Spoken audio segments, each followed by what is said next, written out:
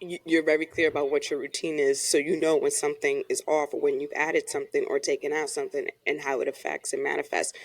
How do you I'd love to hear more about, like, how did you come up with your routine and how often do you feel like you have to change it, especially when it comes to seasons? Because my facial routine is like the same throughout the year, but Mine too. I know it shouldn't be, right? Because I live in a place with four seasons, but I'm like, I Right. don't know. I mean, if it seems a little bit more dry, put a little bit more oil on my face. What the fuck? I don't know. But Erica, why don't you tell us? Yeah, for me, it started with understanding my skin type. And I think that's where a lot of people go wrong. You know, like, do you have Okay. dry skin? Do you have oily skin? Do you have combo skin? Because not all products are created equally. You know, if Mm-hmm. Right. you have excessively oil skin, maybe you don't want to be using oil based products because you're going to be looking out here shining. Right. And we don't necessarily want that. Nice and You know? bright. Right. So I think it's understanding your skin type first and then building your routine from there and knowing what you need. Now, not saying if you have oily skin that you don't need to be moisturized and hydrated, because you do, but it will determine the type of products that you use. Are they water based? Are they oil based? Are they cream based? Maybe. And then just kind of building from there. And I believe every routine, I do not believe in a 10-step skincare routine by any bounds or means. Less is I more, think right? less is a lot more. And I think the only three products you would really need are a cleanser, a moisturizer, and an SPF. But We'll agree to disagree on that, Erica. Erica's the scientist here. I'm like, that's great. And I know my skin. Nobody's going to tell you my skin, but okay, thank you. those would be my three recommendations. And then you can Okay. build in your serums for like your spot treatments. If you have like Right. hyperpigmentation or you have some eczema, your serums you kind of build in on an as needed basis. But I think like those core three, even a cleanser Mm-hmm. and a moisturizer, that's all you really need. But my skin Mm-hmm. is very seasonal. In the summer, I am an oily girl. Really? But in the winter, my And skin gets so dry. so Okay.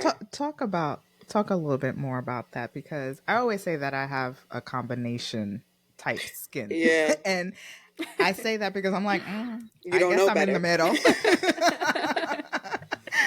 But I don't know if it's, if I actually do have, slightly drier skin, or it could be oily. But I always say that, I have combination skin, and that's always been my go-to because it's just a safe spot, right?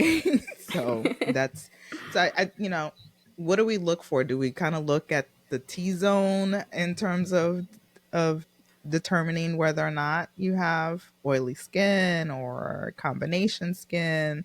How does that even, how does that translate?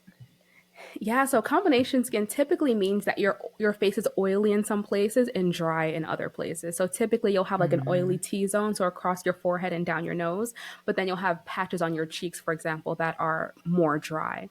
And the way that Mm. I tell people to figure out their skin type is, yes, you can go to a dermatologist. That's probably the most effective way, but that's also pricey and yeah.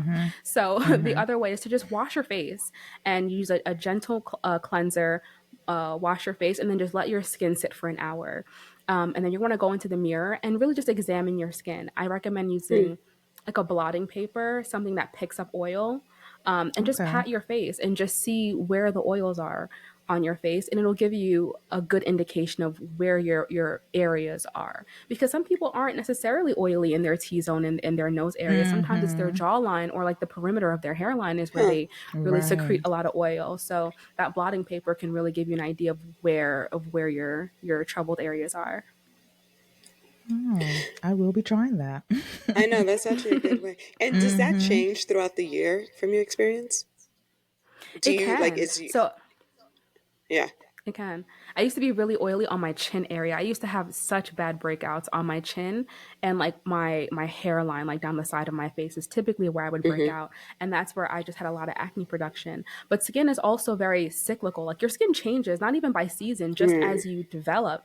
Like the way that your skin Right. and body process things when you were 15 versus when you're in your 20s versus when you're in Right. your 30s changes. So again, it's that staying in tune with yourself and seeing when things change. Like, oh, this is a little different.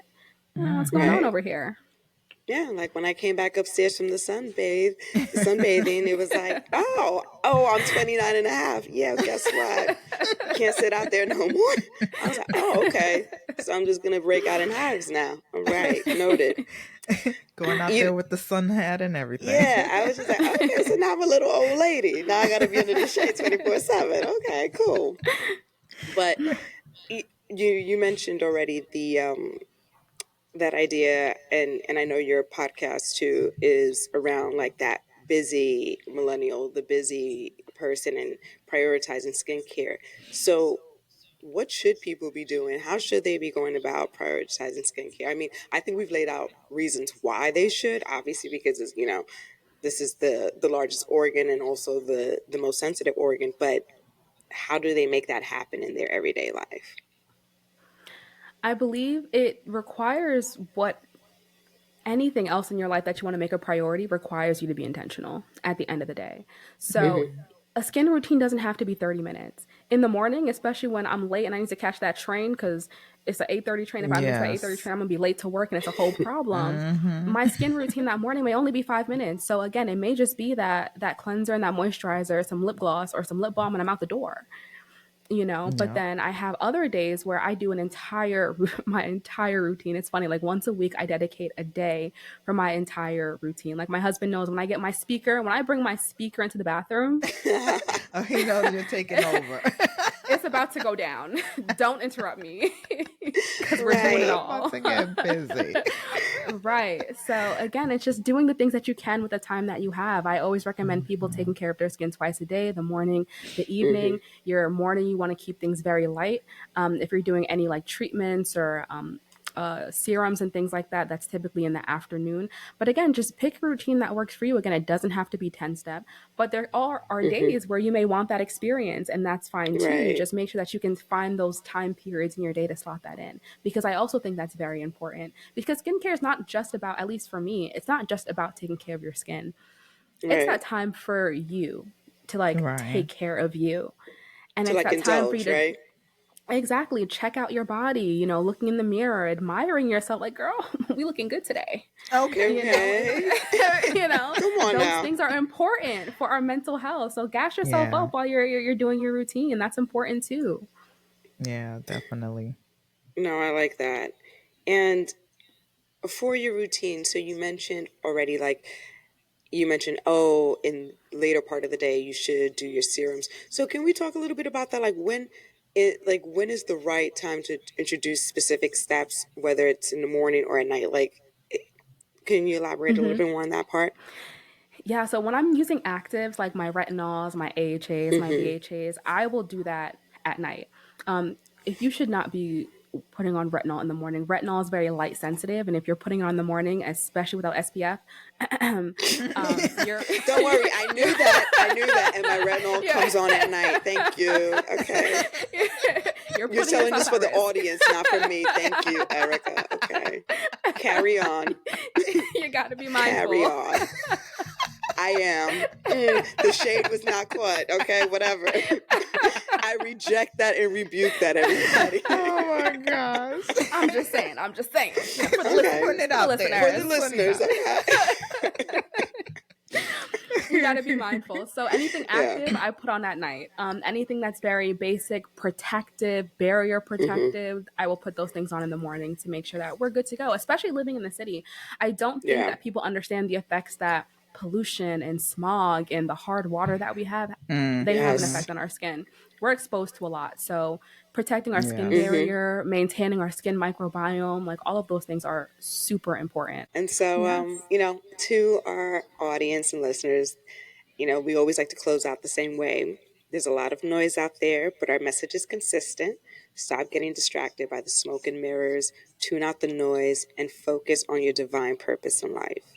Vibrate higher to elevate your frequency. And always, thank you for listening.